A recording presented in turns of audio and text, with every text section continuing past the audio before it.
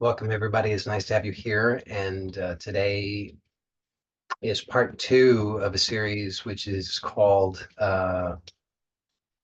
Joyfully Making Money. It's the spiritual principles of inner and outer abundance and wealth. And just realized I forgot to use the better microphone, but oh well, here we go.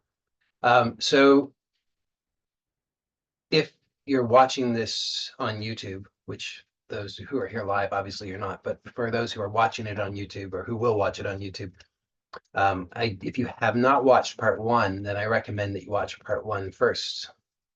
It's not absolutely required, but this is part two, so it would make sense to watch part one first. And I also recommend that, if at all possible, please give yourself a week between each of the sessions because you'll get best results that way. Especially if you actually put into practice on a regular basis what it is that I recommend in each of the sessions, because it's really designed that way. If you put it into practice, you'll get better results. If you don't, then you probably won't. So please know that when you do put it into practice, then your results are guaranteed. You can joyfully make money. That's possible. And you can learn to do that intelligently, working with spiritual principles that will allow you to not only make money, but more importantly, to, as the name suggests, to connect to both inner and outer abundance. And that's really the key point here, is to know that fundamentally it's the inner abundance that is what we really want to connect with, that everything else flows from that. And this is the big mistake that most people make, is that they're looking for outer abundance before they connect with inner abundance. And by the way, just so it's clear, even though the superficially the focus here is on money, and absolutely when you put into practice what I'm describing to you in this series, you will make money.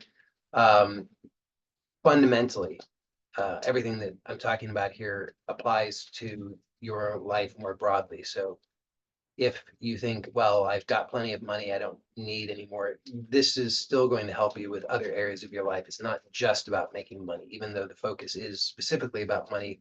It has broad reaching implications. And before we get right into it, I want to also, as I usually do, I want to make sure that you can know if you're in the right place or not.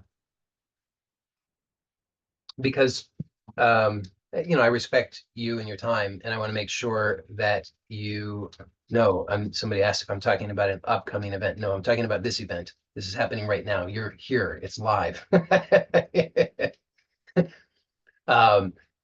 But I want to make sure that you know if you're in the right place. Okay, so overall, what is the intention of this meeting? All the meetings that I have this overall intention. So you want to make sure that this fits with what you're looking for, which is self-realization, which means knowing who you are. It means knowing what your powers are. It means knowing your relationship with reality. And fundamentally, what that offers you is fearlessness. So if you're done with fear, if you're done being afraid of life, then this is probably for you. If you're ready to know yourself, if you're ready to be empowered, if you're ready for true peace and happiness, then this is probably for you. A lot of the time, this idea of self-realization is not made clear, and so we're left kind of wondering, gee, what on earth does that mean? Uh, will I turn into like a rainbow of light and ascend to the sky? What exactly does this mean? Am I going to suddenly have superpowers to heal people with my hands? What does it mean exactly? And I'm just trying to, as best as possible, demystify that a little bit. I mean, there's still quite a lot of mystery there, but because you don't know who you are. But the point of self-realization, or what it really means, is knowing who you are. And that knowledge, that self-knowledge, is at all levels. And so, because a lot of the time also people will say, gee, what does that mean, knowing who I am? It sounds so exotic. Does that mean that I don't, I'll know that I'm really some sort of, rainbow of light and I'll ascend to the sky? What does it mean? It means that you are a multidimensional being. So you exist as consciousness, pure consciousness, as the dreamer of the dream, as the one who is aware, which is, when you consider it, it's pretty obvious, right? I mean, you are aware. You are the one who is dreaming all of this. This is happening right now in your awareness. So you are that pure consciousness, but then you also exist as the dream, as the specifics of the dream, as the individual expression within the dream. And so it's to know yourself at all levels. It's not just to know yourself exclusively as pure consciousness, nor is it to know yourself exclusively as the character, but it's to know yourself as the totality. And that should give you self-mastery. So it's not just about transcendence. Transcendence is one model of what's called enlightenment. It's one model for that, but meaning that you'll turn into a rainbow of light and ascend to the sky kind of business, right? That you're going to check out of here, that you've graduated and you're going to move on. That's one model, but for most of us, it also involves that we have to know ourselves as unique individuals. So it's both to know yourself as a transcendence and to know yourself as the unique expression, and to have self-mastery, which comes back to this business of knowing your powers. So it's not, for most of us, it's not enough that we're just going to turn into a rainbow of light and ascend to the sky. That sounds maybe appealing to the part of ourselves that says, I don't want to hurt anymore, and I just want to escape.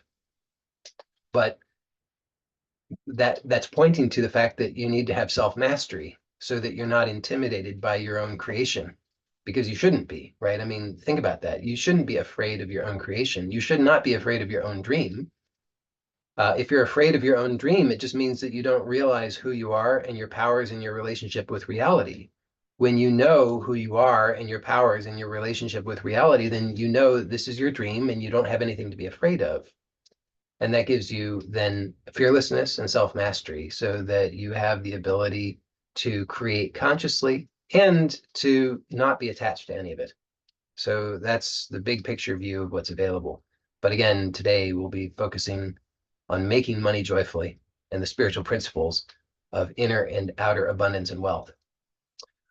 So now, in order for this to really actually work for you, it has to be directly experienced. And as I pointed out last week, and I think I already pointed out this week, the true abundance is who you are. And this is one of those things that can be said, but then it just remains, if it's just said, but it's not directly experienced, then it just remains this kind of, just a thing that you could share on the internet somewhere, on social media.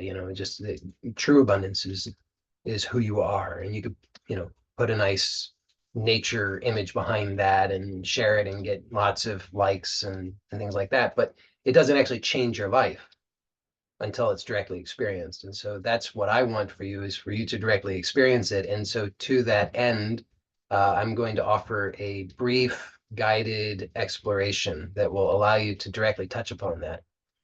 And so for that, if at all possible, it's optimal if you can be in a calm, quiet place with some privacy. If not, it's okay, but it will just be easier for you if you can be in a calm, quiet place with some privacy. It will definitely be best if you're not driving or otherwise operating heavy machinery. So if you are presently driving, then I recommend that you come back and do this portion of the meeting when you are not driving or operating heavy machinery, because you'll be able to get the most of it then. So if you can arrange to be uninterrupted by closing the door and turning off the ringer and things like that, then please do. If you are interrupted, it's not a big deal. The idea here is just that you want to reduce the amount of stimulation for your nervous system so that you can just be a little bit more calm. And it's not because you have to be calm to know yourself. It's just that it's a little bit easier if you're not overstimulated. If you can be upright and comfortable, then that would be great. But if you cannot be upright and comfortable, then do something else. Be reclined or lying down if that's the only way you can be comfortable, because being comfortable is pretty important for this process. Again, not because you have to be comfortable to know yourself, but just because if you're really uncomfortable, then that's going to tend to be a lot of stimulation that's going to be a bit distracting for you. So if you can be comfortable reasonably, that would be better. And if you are comfortable closing the eyes, then close the eyes, and we'll just do a brief exploration that will help you to have a direct experience of yourself. So to begin with, just notice that you are here and that you don't have to do anything to be here. So by being here, I don't mean that you're in a particular location or anything like that. I just mean that you exist, that you are present, that you exist. So just notice that, and notice that that's effortless, that you don't have to do anything to achieve that. And so really, there's no way that you can get away from that, actually. So whether you're stimulated or not stimulated, you still exist. Whether you're feeling happy or sad, you still exist. Whether you're feeling safe or unsafe, you still exist. So your existence is independent and unconditional, always here, which is good news. Now, notice this existence. And by existence, I just really literally mean your existence, the fact that you exist, your being, not the content, but just the existence itself, just the fact that you exist. And just notice whether you can find a boundary to your existence. See if you can find where your existence starts and stops. See if you can find an edge to it, any limitation to it.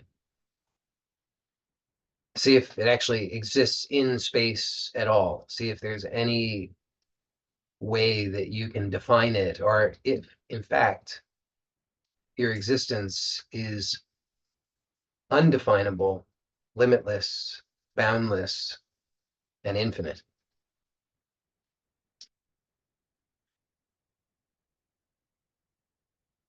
So hopefully that's somewhat obvious that your existence is limitless, unconditional, infinite, boundless.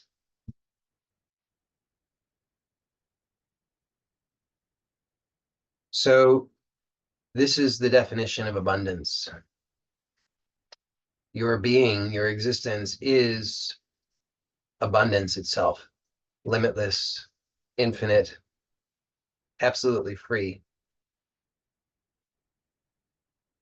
And here I'm just inviting you to notice this directly. I'm not inviting you or asking you to think about it or agree with it or accept it or anything. I'm just inviting you to notice it in direct experience. Just tell the truth about it and notice, yep, I exist, and this existence is limitless.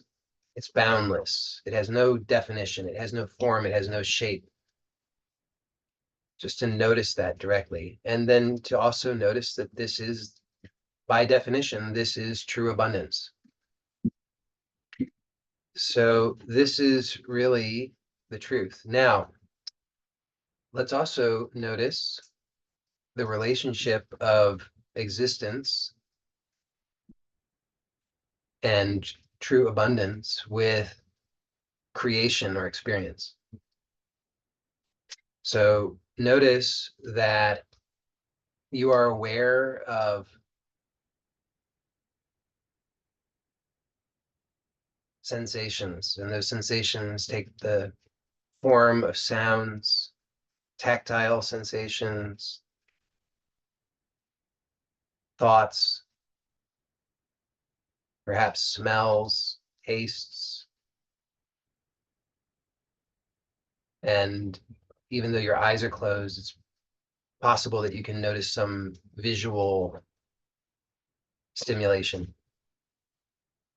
So all of this is happening, and this is what makes up all of experience. So just notice that that is true. Notice that everything in your life consists of the sensory information. And notice that all of this is appearing in you, in your being, in existence. So you as existence, you as being are infinite, limitless, boundless, pure abundance. And within you, all experience occurs in the form of thoughts, images, sounds,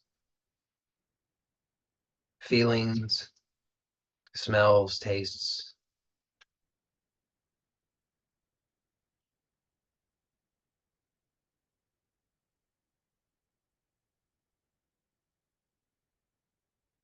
So notice that that infinite abundance of being actually manifests within you as infinite, unlimited experience.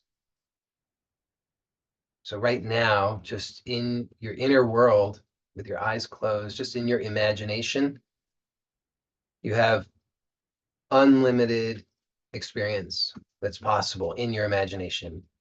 You could imagine anything. It's all possible, and it's all happening within you.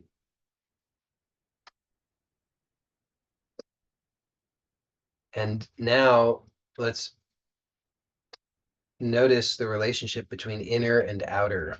So keeping your eyes closed, notice that you are presumably hearing the sound that your mind says most likely is the sound of my voice. And there's this sort of illusion that occurs because your mind says that my voice, most likely, at least your mind says that my voice is coming from outside of you.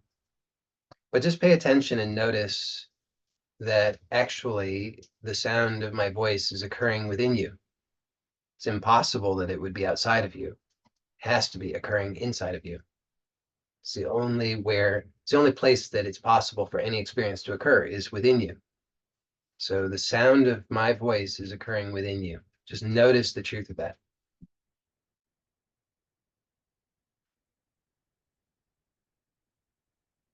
And it might be very obvious to you, or it's possible that your mind might make some arguments with this and say, that's impossible. How could that be? But just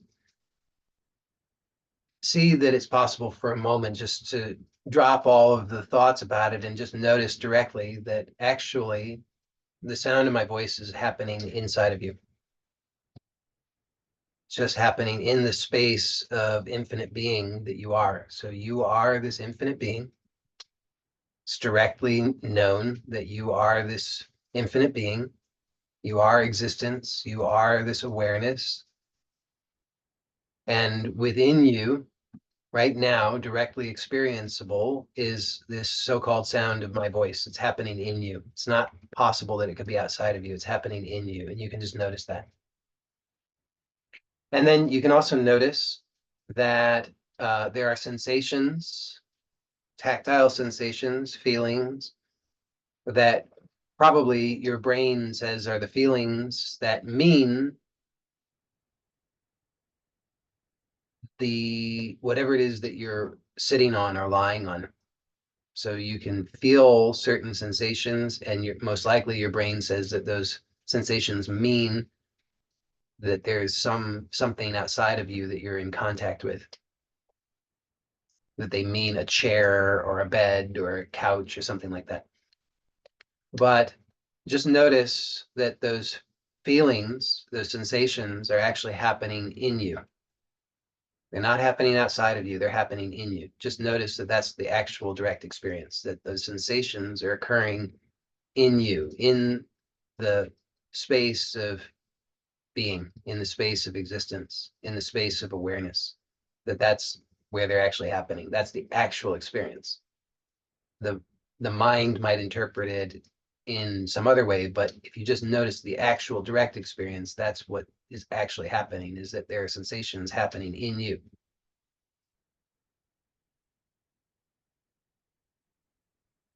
So the sensations are happening independent of the thought that says what they mean. The thought is there, perhaps, that says what they mean, but the sensations are just sensations which are happening in you. And then the thought says what they mean. If there's a thought that says what they mean, then that's a separate thing that's happening, independent. But the sensation is just a sensation happening in the existence that you are. So the sounds are happening in you, the sensations are happening in you. Of course, if you're aware of any other things like smells or tastes, you can also do the same evaluation there and notice that those are happening in you. And it's possible that the brain or the mind says something about them, might have a story about them, that they mean something, and that something is happening outside of you. But if you just notice the actual direct experience, you'll notice that it's happening in you, in the space of being that you are. And then you can also probably notice that the thoughts, if there are thoughts, that those thoughts are also happening in you, in the space of being that you are. So thoughts are happening in you, the sensations are happening in you, it's all happening in you.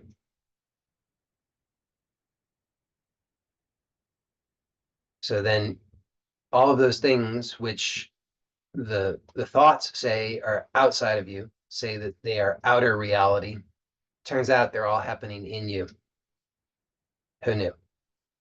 But you can hopefully directly perceive that. You can just notice it. And again, your mind might argue with that and say that that's impossible. But if you just for a moment set that aside, you can notice indirect experience what's perfectly obvious, which is that all of this is just happening in the space of infinite being that you are.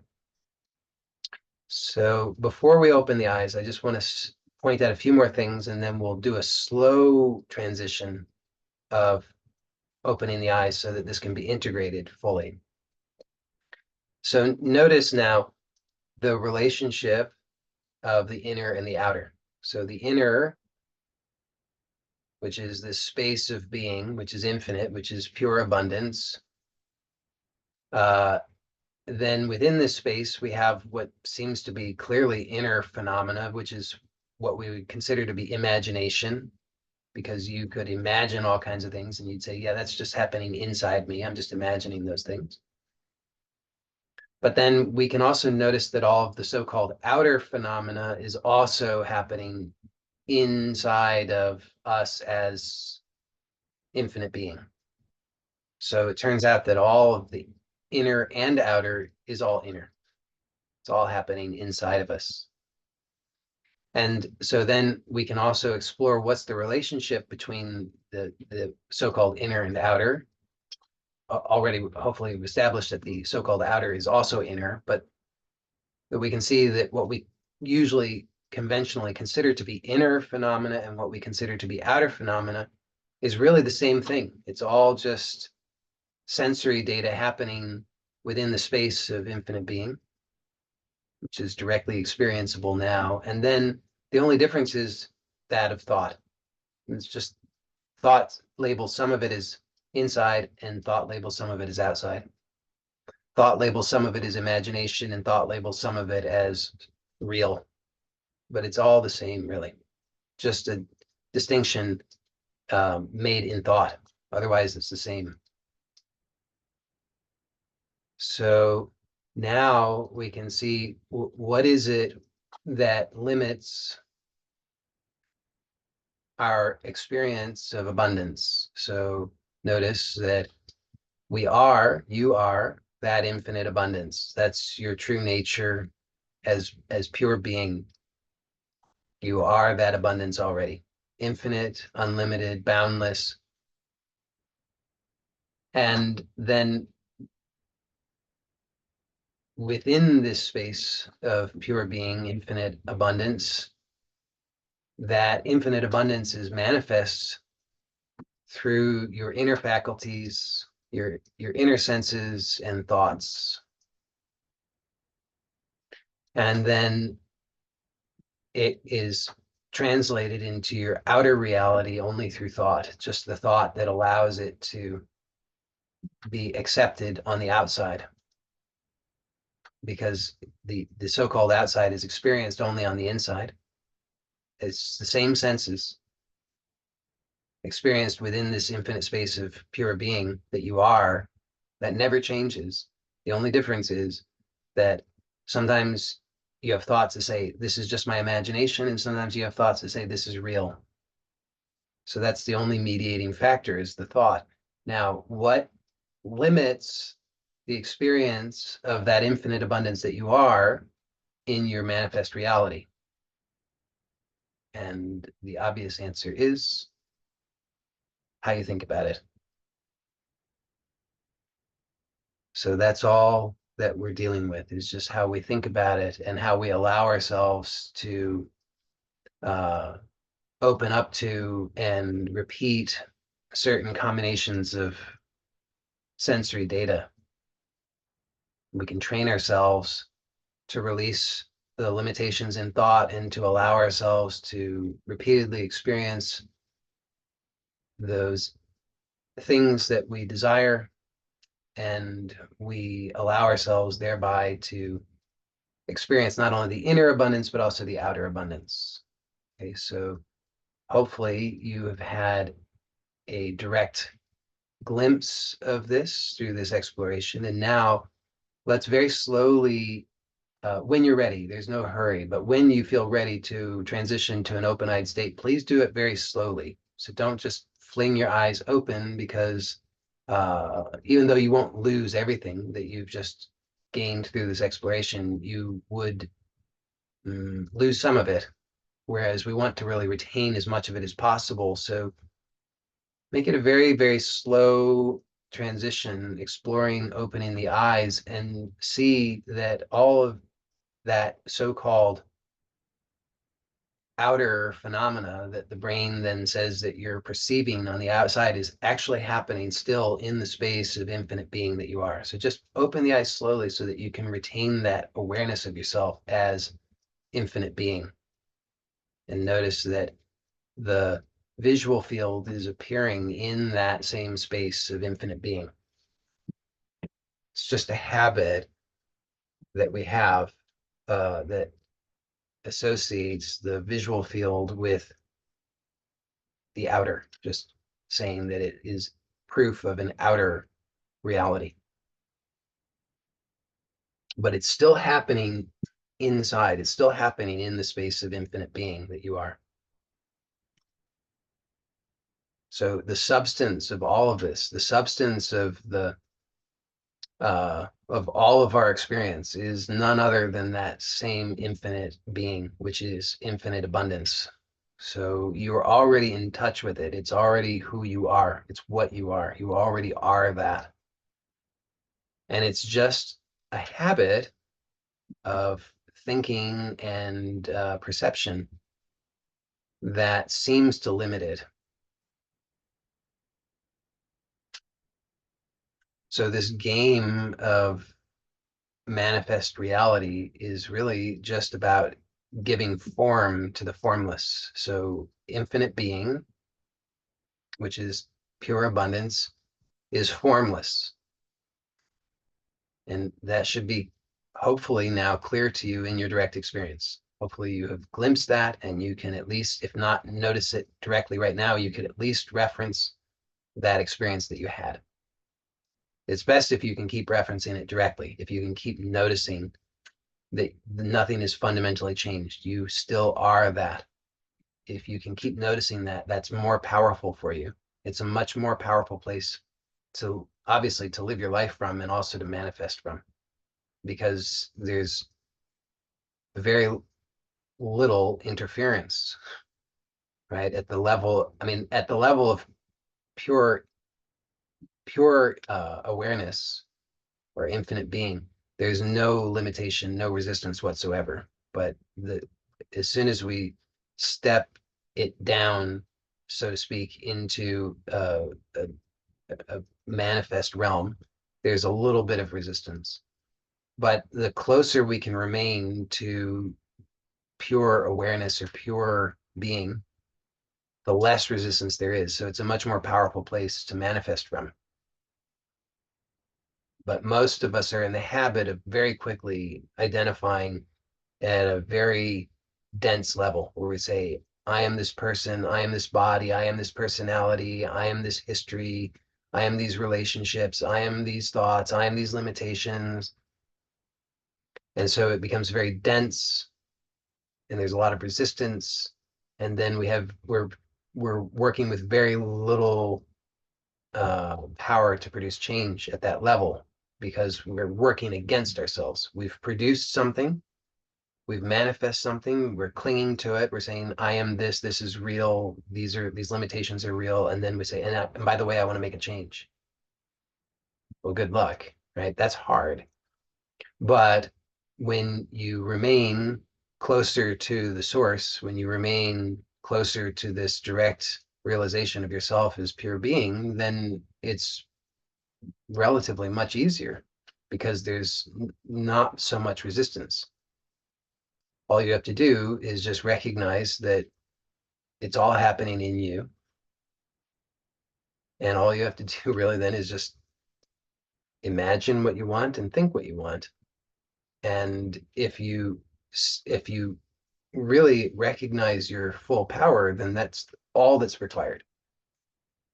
The mistake that we often make is then we will try that. We'll say, okay, fine, I'll try. I'll imagine it. I'll feel it. And I'll think it. And then we don't trust that it's so. And so then we step ourselves down back into our old identity with all the limitations just to check and see if it's happened there yet. Which is, I laugh just because then if you can understand what's going on there, you would laugh too, because you would see the instant that we do that, we again put all of our energy into solidifying all of the old limitations, and we're checking to see, has the change taken place yet? Well, no, you're using your creative power to solidify all the old limitations. Of course the change hasn't taken place yet. So, but we find that very difficult not to do. So it's not hopeless, but you do want to, as best as possible, keep yourself refrain from doing that and just stay at this for as long as you can, as often as you can. Just stay at this level of recognizing yourself as infinite being, limitless, pure abundance, pure potential. All possibilities exist in you. And it's much more powerful to live from here and create from here. Okay. So now that you've again had this direct experience, hopefully, then let's take a look at some specific ways, some techniques and ways that things that you can do to help yourself. As I said, if you can just remain at this level of knowing yourself as pure awareness or infinite being, as true abundance, formless, limitless, then you can create very powerfully from here. If you can just stay here, then you don't need any other techniques. All you have to do is just remain here, allow all of the old things to dissolve back into the source. Okay, see that all things are emerge from this source of pure awareness, and they return back to this source of pure awareness. So if you can do that, then like I say, you don't need anything else. So the basic process here is, well, I guess I should just give you a broad overview before getting into any details, just so it's clear, because I want to give you the best information so that you can work with it most powerfully and get the best results. Now, I'm saying what I'm about to say to you, I'm saying to you with the understanding that most of us are not going to be able to make full use of this most of the time. So the other techniques that I'm going to give you will be helpful because you can't make use of what I'm about to tell you most of the time, but still it's helpful to have this knowledge, the broad overview of creation and how things are working, because with that understanding, you can then start to simplify things for yourself so that you don't need to use the other techniques as often, and you can just work more directly with things. So that's why I'm going to give you the broad overview of how things work. So understand, and hopefully this will be somewhat clear to you because you've now had this direct experience, but I'm just now pointing it out so that you can recognize what's going on. So all of this creation is happening in your awareness, in your existence, in you as pure consciousness, as the dreamer. Okay, so this is the dream, and it's happening in you as consciousness. So the dream is not separate from consciousness. So this is, and as I often point this out, this is identical to the process that happens with nighttime dreams. So the dream state and the waking state are both essentially dream states that we don't even really need to actually differentiate between them because they're basically the same thing. And it's most helpful just to see them in that way. So understand that the waking state is another dream. So you know that when you go to sleep at night and you dream, that within the dream there's a dream universe with dream characters and dream locations and dream events. See that that's exactly parallel here in the waking state.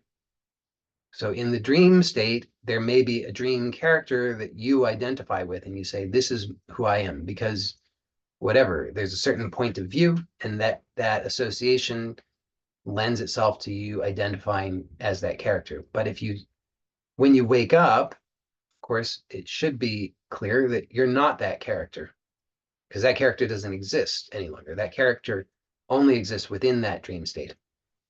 So you never were that character. That character was just a character appearing in the dream state, just like all the other characters in the dream state. It was just a trick of the mind due to a perspective, a point of view that gave rise to the illusion that you were that character. But in fact, you never were that character. That character has now totally disappeared because that dream has ended. So then you have a better perspective in regard to the dream, because you can see, well, what happened to the dream? Well, the dream's not here. The dream's disappeared. Well, so what was the dream? Well, the dream was only consciousness, and all of the things in the dream were only consciousness. All of the events, all of the happenings, all of the experiences, all of the perceptions, all of the feelings, all of the characters, everything within the dream was only consciousness. It couldn't have been anything else. Now that the dream has ended, what's happened to all of that stuff?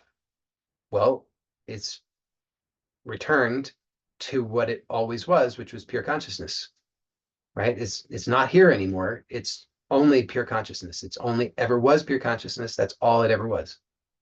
So now see that the waking state is a parallel of that. So what is all of this? Pure consciousness. Who are you? Pure consciousness. Are you this character that you identify with? No, obviously not.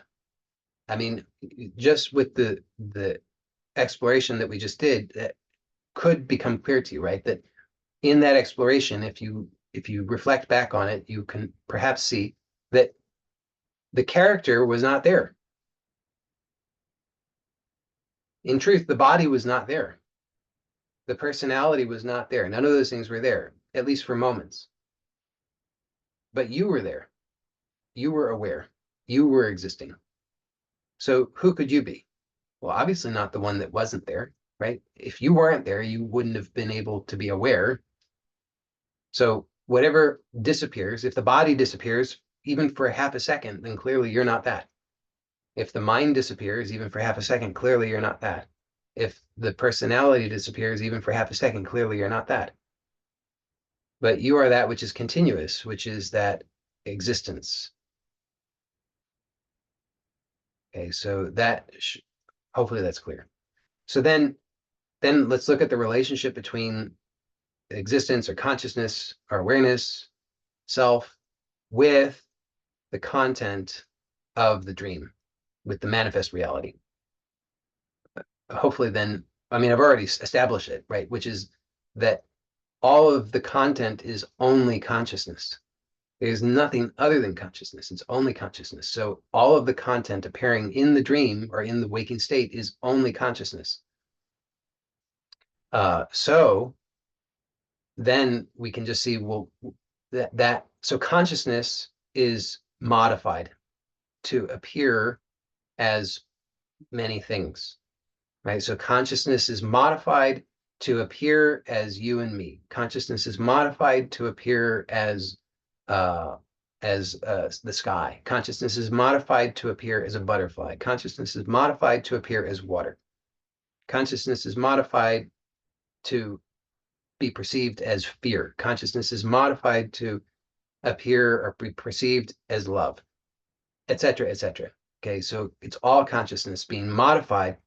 So then we can look at what are the states of that modification. I'm giving you, like I said, this is all high level, broad overview stuff that I don't expect that most of you will be able to make a lot of use of most of the time, but I'm giving you the knowledge because it's useful to have as a backdrop, because it's more efficient the more that you can work directly with this.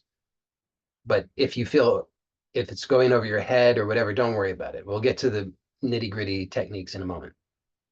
But like I said, this is just helpful knowledge to have because it's more efficient the more that you can work directly with this instead of having to step down into the techniques.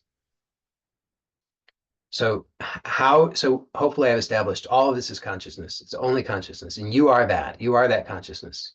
Consciousness, I'm using the terms consciousness, awareness, self, being, existence, abundance interchangeably. They're all synonyms for now.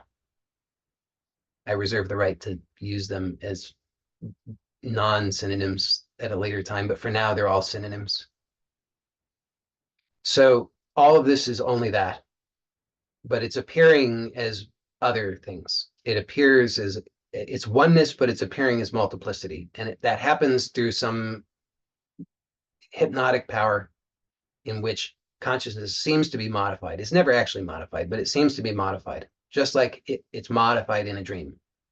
So that process is called, traditionally it's called Maya. It's the illusion. It's not bad. We often will believe that it's bad, especially if we're not liking our experience. If we perceive that we're suffering, then we say, oh no, Maya is bad. But it's not bad. It's just a function of consciousness, which gives rise to the appearance of multiplicity, even though there's only oneness. And so that's happening, obviously, clearly, right? I mean, it's happening right now. So there's no denying that it's occurring. Well, you could deny it, but it's apparently happening. So then we just want to understand, well, by what mechanism is that happening? If that's not really the right way to say it, but we want to break it down just so that we can understand the phases of that modification so that we can then work with that intelligently to our own advantage. And what I'm about to say, it sounds so simple that it's almost like, how could that be helpful? But it can be helpful. So that's why I'm going to say it. So we could say four states, 3 states of creation, and then a 4th state, which is consciousness. So this 4th state of consciousness is the backdrop of all things. Hopefully I've already established that, right? This is all consciousness. So consciousness is the backdrop of all things. It's the substratum, as they say. But then it's modified or apparently modified. And so then it undergoes these 3 phases. That result in the appearance of creation or the appearance of manifest reality. And I'm pointing this out again because it can be useful. I'm not expecting that you're going to have to, you don't have to understand this, but in the long run, it will be helpful to you to understand it, which is why I'm giving you the information. So, and like I said, this is going to sound so like stupid that it will seem as though it couldn't be useful, but it can be useful. So just hear it. And there are different ways that this can be understood. This is not the only way to understand it. Each of the different ways of understanding it has a different value, but I'm presenting it in this way because this has a value. It's one of the simplest ways to understand it. So the 3 states of manifest reality are creation, sustenance, destruction. Now, I said it would seem stupid, but it's useful to understand because we want to understand that. So what we're normally perceiving as so-called outer phenomena is the sustenance. That's what we're usually focused on. That's what we usually want or think we want. We want the sustenance. We want the stuff. We want the money, right? So the money is the sustenance phase. But how does it, we need to know how that appears. We need to know how it disappears. We need to know the phases by which it comes into and into existence and winks out of existence. So those phases are creation, sustenance, and destruction. So this is very helpful to know because we can understand it like, again, there's this fourth state, which is consciousness, which is the backdrop of everything. So everything is emerging from that. So where does it, so this creation phase, where is that happening? It's happening, and this is just to be able to speak about it, but it's happening, we could say, in this as a transition from unmanifest to manifest, right? There has to be this transition from formless to form. So we have, there's formless consciousness, there's no money, there's pure abundance, infinite abundance, but there's no money. And you're saying, I want the money, I want the money, I want the money. Okay, so then we have to know, where does the money come from? Well, the money emerges from pure consciousness. And in order to emerge, it has to go through this phase of creation, which is really just to say the idea. We have to allow for the idea. And then it has its sustenance, which is where we're actually experiencing it, where we're perceiving it. And then it has its destruction. And the destruction, in some senses, is the reverse of the creation phase. It's also a transition between the manifest into the formless of pure consciousness. Because all things created also have to be destructible. They have to be able to transition back into their formlessness. So these are, and like I said, it seems too stupid to be useful, but it's useful. And the reason I'm pointing it out is that fundamentally, this is what we want to work with. We want to be able to know that all of creation emerges from this infinite being consciousness that I am. This is so important with money. It's important with everything, okay? But I'm talking about money here. So important with money, because think about, how are most people pursuing money? How are they thinking about money? They think about money as something outside that they have to get, right? This is a huge mistake. So guaranteed, as long as you keep thinking about money as something outside of you that you need to get, you're going to, one of two possibilities. One, you'll never get the money. That's going to happen to most people. Second possibility is that you'll get the money, but it won't be enough. And you can just see that's what happens to most people. Most people don't get the money. And then for those few who get the money, it's not enough. Why? Because they're still perceiving that they are lacking, right? They're not understanding what the true abundance is. That's why I'm setting as the foundation to know the true abundance that you are, because only then can you make money joyfully. Otherwise, you're just trying to acquire money from the outside and you're making yourself miserable.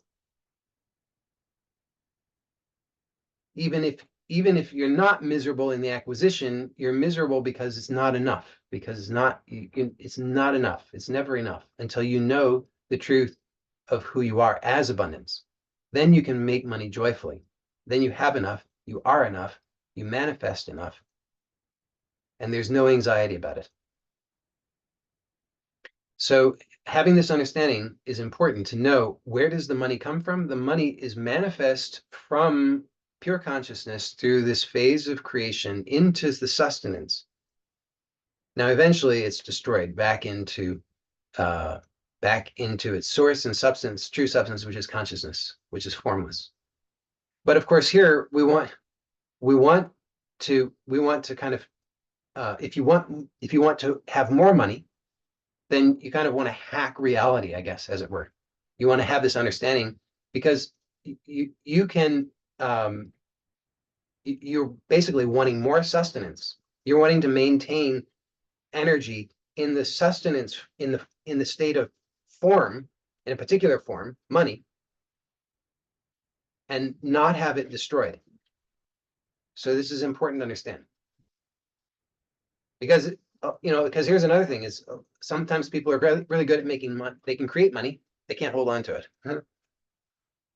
which is apparently I'm not going to have a lot of time to talk about techniques today, but this is one of the techniques I'm going to talk about today.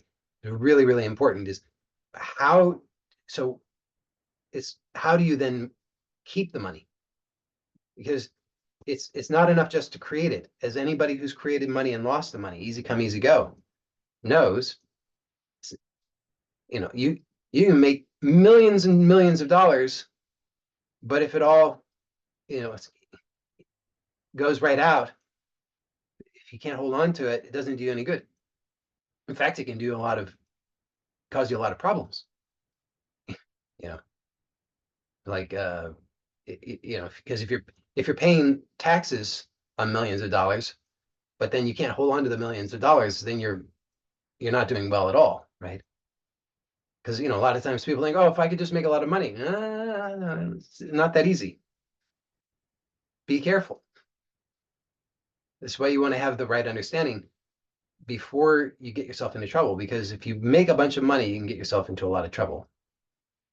So we want to understand where the money comes from. So the money comes from pure consciousness. It's not from the outside. If you think it's coming from the outside, you're going to get yourself in so much trouble. Don't do that. It's one of the biggest obstacles. People have to get over that. They have to really recognize the truth that the money comes from inside. Everything comes from the inside, so the inside is the cause, the outside is the effect. Your power is to stay with the cause. If you're putting your attention on the effect, you're going to continue to be disappointed because it's a terrible game to play. I wish, and I'm not going to try to explain it skillfully here, but because I don't want to take up a lot of the precious time on that, but just to try to imagine that or wrap your head around that so that you can see how important it is to keep your attention where you have the power, where you have the leverage, because if you don't, you're really putting yourself into a bad position. So that's why understanding the real source is so crucial for success. You have to know, where does the money come from? The money comes from where all things come from, which is from within, from consciousness. So you have to keep noticing anytime that you're thinking that you have to get the money from outside. It sets everything into motion in the wrong way. It will make you miserable. It will create lots of difficulty in your life. You'll be very stressed and unhappy with the outcome if you keep doing that. So and it's a big shift. So for most of us, it takes a lot of persistence. You have to just keep training yourself. And it's all an awareness game. You have to notice what you're thinking, what you're believing, what you're doing, and catch yourself in the act and say, oh, look, there I am again, believing that I have to get money from the outside, believing that I'm lacking, believing that I don't have enough. And you have to, again, bring yourself back to the direct experience. So I recommend every day, give yourself at least once every day that direct experience of noticing that you are that infinite abundance. It's a really important thing to give yourself, because if you don't have that every day, then what's your reference point? Your reference point is something false, something delusional, something weak, something without the power and leverage. So what are you going to be doing? Well, you're going to be acting from weakness, which means you're going to get bad results, which means you're going to validate all your bad, limited, negative beliefs. So it's a vicious cycle. So at least once a day, preferably more, but at least once a day, give yourself that direct recognition, the direct experience of noticing, I am infinite being, which is infinite abundance. I am that. It's not enough just to tell yourself that. You have to actually give yourself that direct experience. So if you don't know how to do that any other way, just watch this video again and go through that guided practice at the beginning so that you can give yourself that every day. And when you get really good at it, you don't need to take, however long that took. That was like 10, 15 minutes. I don't know. But you should be able to access that just, like that. You should be able to, in a split second, you should be able to access that direct recognition. And however long that takes you to start is fine. It's like training wheels. You have to start where you are. But just I'm pointing out that you don't want to train yourself that you have to take a long time to access that. You want to be able to go directly to that recognition. You just drop everything and just notice, yes, I am pure being. I am infinite abundance. I am that. And I'm saying it's not just a thought. So you want to actually be able to directly notice it in your actual experience. That's so important because, as I've been saying over and over, otherwise you make this terrible mistake where you habitually put your attention on the outside where you don't have the power, which means you're going to make all of the wrong choices. You're going to chase after money on the outside. You're going to be putting yourself into compromised positions. You're going to be doing things that you don't really want to be doing. Okay, so that's number one thing. If you want good results, give yourself that every day, every single day, at least for a moment. Directly connect with that recognition that I am infinite abundance. I am pure awareness. I am infinite being. And this is the source of all creation, that all things emerge from this, that it's all emerging within consciousness, of consciousness, as consciousness. That's what all of this is. It's all perceived directly through consciousness, just as a dream is. So then the next thing is that you want to know, and this is what I point, this part now is review from last week. I want to point out that also, think about this. When you know that you are infinite abundance, when you know that you are that, would it make any sense for you to do things that you don't like doing, that are not actually expressing your true gifts, that are not actually adding real value into the world, that are not blessing this world, just so you can chase after money? Think about that. Clearly, it doesn't make any sense. It's actually insane, but that's what most of us are doing, right? Most of us, because we're thinking the money is on the outside, we're chasing after it by doing things that we don't want to do, that don't actually express our truth or our joy or our real gifts. Okay, so that's why I gave the exercise last week. Explore on a daily basis, who am I as this unique expression? What are my gifts? What are my unique expressions of joy? What do I love? What am I good at? Forget about money. Just what do I love? If money was not an object, if money was not something that you had to think about, if money was not something that you were a slave to, what would you be doing? Where would you be? Who would you be doing it with? Why? And it doesn't have to be something grandiose. It might be, right? You might be out there, uh, saving all the puppy dogs in the world, right? That might be who you are. You might be out there, going door to door, generating world peace. That might be your thing, right? You might be out there feeding all the starving people. But it doesn't have to be. That's only true if it's true for you. It could be true for you that, for you is that you would just be, doing a watercolor painting of the scene that you're seeing on the beach. Or maybe for you, it's just that you're just sitting on the beach, just taking that in. Or maybe for you, it's just that you're just, you're feeding your own family. Or whatever it is for you, right? Maybe you're just feeding your dog. Maybe you're dancing. I don't know. That's the point. I don't know. You know. And if you say you don't know, well, then that just means that you have to do that. You have to apply yourself to that regularly, daily, sincerely, every day, so that you can start to get that clarity. Because what's happening is that you've got a lot of mental and subconscious blocks that are telling you that you don't know, that you can't know, that it's too hard, that you don't have any talent, that you don't have any joy, whatever it is. So, but I promise you, you do have unique gifts. You do have a unique perfect purpose. You do have joy. You are here for a reason. And that reason is to be you, just as you actually are, not as you think you should be. And so it's really important that you do that work consistently on a daily basis. And I'm not saying put hours and hours and hours a day toward it. I'm just saying take a few minutes every day to really genuinely take a look at what is the authentic expression of joy for me. And it doesn't have to be just one thing.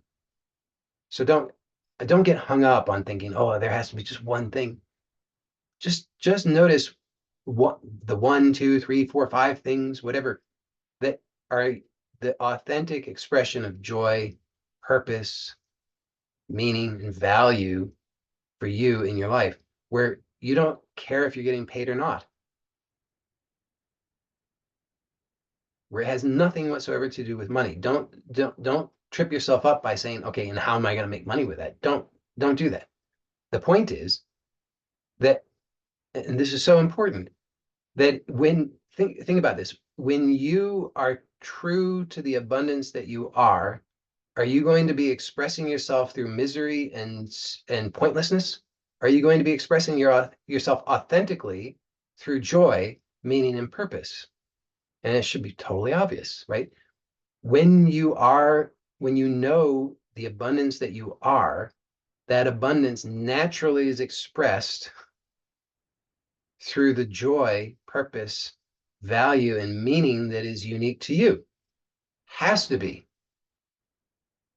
It's so obvious. It's like everything that I say is so obvious. It's kind of stupid. It shouldn't need to be said, but it needs to be said because all of us, and myself included, we all have gotten so confused, and we've twisted things around, and not through any of our own fault. We just innocently and ignorantly took it on, and so we got ourselves twisted around, and we think the opposite of what is true is true. So we think the only way to be abundant is to be miserable, which is just obviously not true.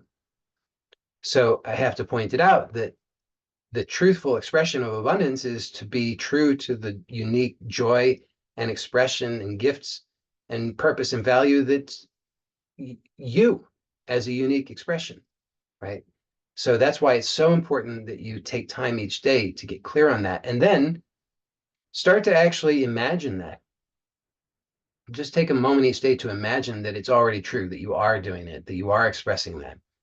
Don't put any pressure on yourself to figure out how you're going to do it outwardly or anything like that. Just start to imagine it each day, that it is true, that I am doing that. I am living in that way. I am joyfully expressed. I am satisfied at a soul level. I am expressing that abundance easily, effortlessly, joyfully. And then just notice when you're doing that each day, when you're imagining that day, just notice where you start to create the limitations with your beliefs, where you say, oh, I can't, it's too hard, how will I get paid, yada, yada, yada. Well, those are the limiting beliefs that are standing in the way. So this is good news, because then through that process, you get to choose to let go of those limiting beliefs.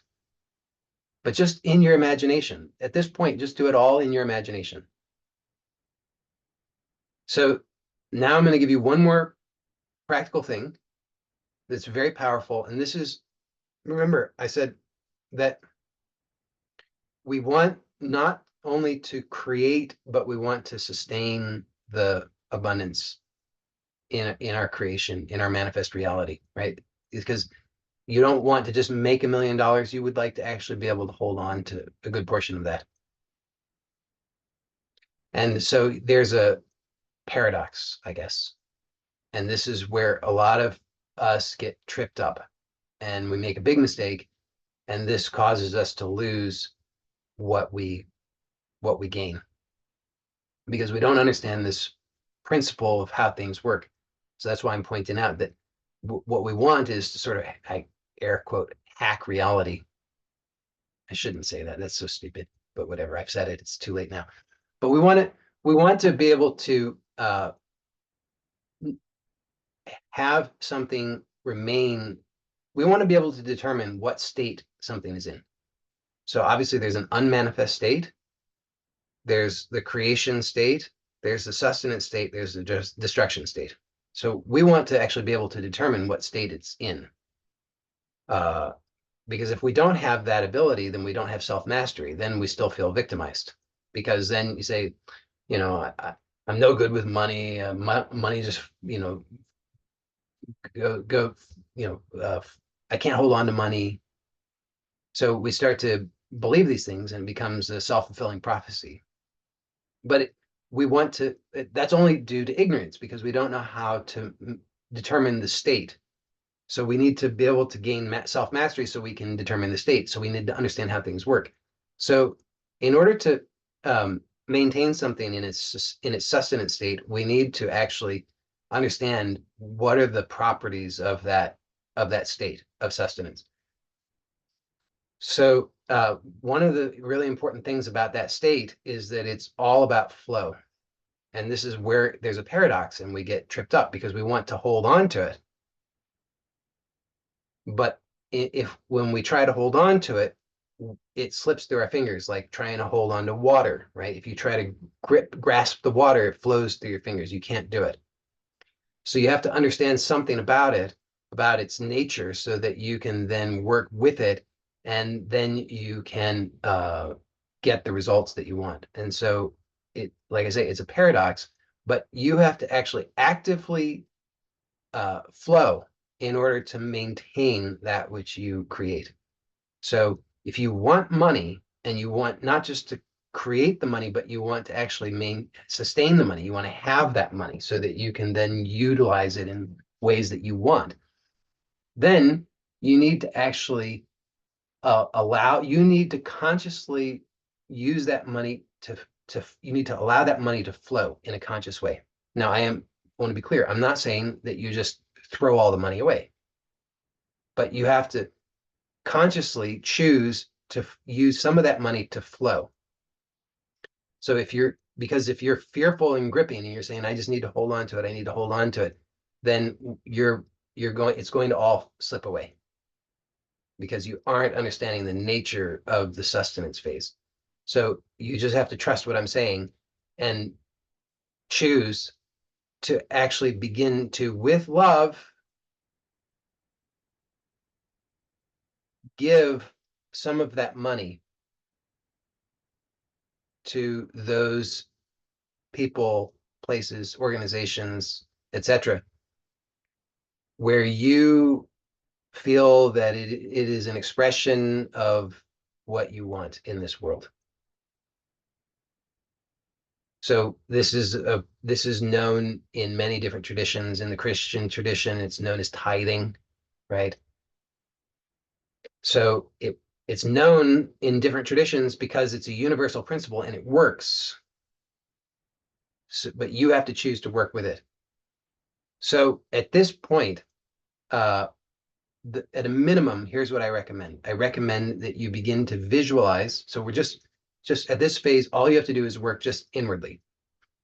Just visualize or affirm or imagine that you are consciously choosing to give some of your money to those individuals, causes, organizations, beings, where you feel that it is doing good, where you feel a connection from the heart. So if at a mental level, you already have some clarity and you know where that might be in the external world, fantastic, wonderful. That's really good for you. But if you don't stress about it. You don't have to go, start Googling charities that you can give your money to. Just in your imagination, take some time each day to imagine that you are giving some portion of your money on a regular basis to those individuals, causes, organizations, or whatever, where you feel that it is doing good, where you feel a connection from the heart and you feel this is doing good. This is doing good work in the world. This is bringing blessings to beings in the world. You just imagine that every day. Just imagine that. Because remember, whatever you put your attention on, that's what you experience. You create your reality through your attention. So if you put your attention on that in your imagination, it has to manifest at all levels eventually. So just put your attention on in your imagination. Now, if or when you have clarity about where that is, to whom that money should flow on a regular basis, then the next step is to actually start to direct that money in that way. I want to be clear, you don't have to give all your money. Okay? It's not like, it doesn't work like that. You shouldn't give so much money that it's stressful for you. Because if you do that, then it's going to be, it will not work well. Okay. So it should be enough that you can actually feel good about it, that you feel that this is something that can actually do some good, where you feel that you are actually giving something, but it should not be so much that you feel stressed about it. Really, really important. Don't make the mistake of thinking more is better. I mean, in some contexts, more is better, but only when you have confidence that you have that. That's the kind of the point. So you think about if right now, unless you know that you have enough money that you could easily do that, giving $10 million a month probably would seem quite stressful to you. But think about this. If you had $1 billion coming in every month, then $10 million would be nothing to you, right? So $10 million would be trivial. So don't think about it in terms of more is better. Just think about it in terms of connecting to the feeling, the flow.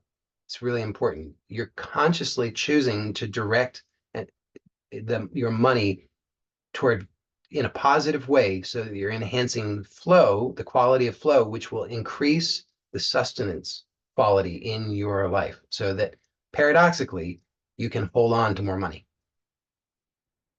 It's just a principle that is recognized in many traditions because it works. So you want to take advantage of that, make use of it intelligently. So hopefully I've made that clear. If not, then I'm sorry. But you can ask me questions about it. But just to review briefly, and then we'll get to the group coaching. So to get good results at this point, and there'll be at least one more part to this series, maybe more, but at least one more part next week. But up to now, here's what I'm proposing that you do on a daily basis. Number one, connect directly to the realization that you are already, by virtue of being infinite being, that you already are true abundance. You want to connect to that in your direct experience, not just as a thought, but you want to actually connect with that in your direct experience. Number two, see if I can remember. Number two, you want to take some time each day. You don't have to take a long time, just a few minutes, just to put some attention toward what are your gifts? What are your true, authentic joys? What do you love? What's meaningful and valuable to you?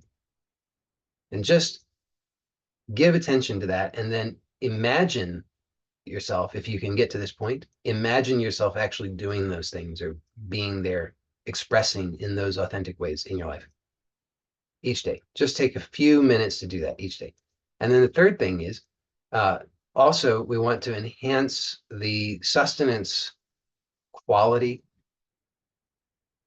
by consciously directing flow. And I'm proposing to you that you take a little bit of time each day to imagine that you are presently consciously choosing to give some of your money in a way that feels both meaningful and stress-free to you, to whatever causes or organizations or individuals or whatever else it might be that is doing something of good according to you. And you don't have to yet know what that is on the outside. Just imagine it as so. It's really, really important to understand. Just imagine, in your imagination, you get to do whatever you want, right? You can just imagine, I've found this amazing organization with amazing people. They're doing incredible work that's perfectly aligned with my values.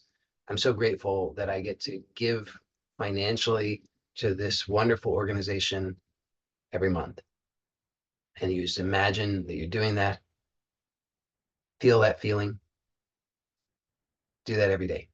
And then if and when you get clarity on how to do that outwardly, then take that step in a way that is sustainable for you. So if that's $5 a month, fine. Doesn't have, because if your income is, if your income's $1,000 a month, then you probably shouldn't be giving $500 a month. I don't know, right? But that might be foolish, maybe. So $5 a month will activate this principle. But then on the other hand, if you're making $10,000 a month, then you probably want to step it up a bit so that you can actually feel that flow and that abundance and that generosity and that goodness within yourself. And probably $5 a month isn't going to really do it for you. So I'm just proposing, make it sustainable, make it something that's stress-free for you, but make it something that's an authentic expression. But you don't need to do that step yet, only when it's clear to you. Mostly just focus on the inner. But when the outer becomes clear to you, and it will, and the same with your creative expression, with your authentic expression, right? So just focus on the inner for now. But if and when the outer becomes clear to you, then start to do that. And again, don't think about it in terms of how am I going to make money. Just think about it in terms of, this is true.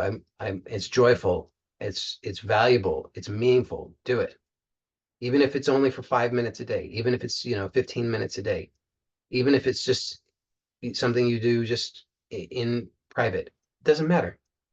What matters is that you honor that authentic self-expression as it starts to emerge from the inside.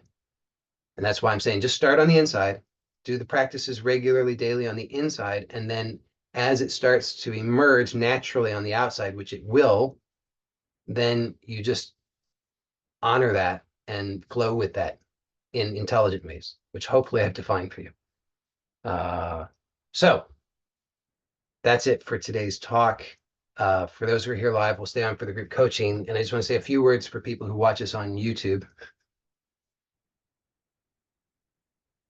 I'm laughing because there's already a hand raised. So good for you. But just a few words to the people who watch us on YouTube. And I guess for people who are live too, but it's probably mostly applicable for those who are on YouTube. So if you are interested in attending these meetings live, you're welcome to do so. You can get the information to do that by signing up for my newsletter on my website at joeylott.com. I'll provide a link in the description on YouTube. I am still offering one free introductory coaching call. If you're interested in that, you can sign up, get more information and sign up at my website, joeylott.com/intro. And again, I'll provide the link for that in the description.